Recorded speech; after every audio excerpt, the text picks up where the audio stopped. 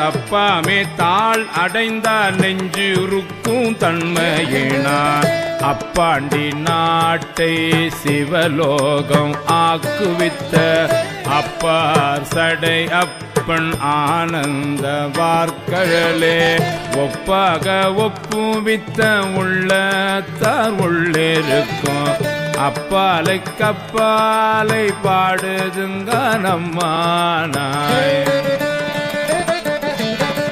மைபொலியும் கண்ணே கேள் மாலையனோடிந்திரனோ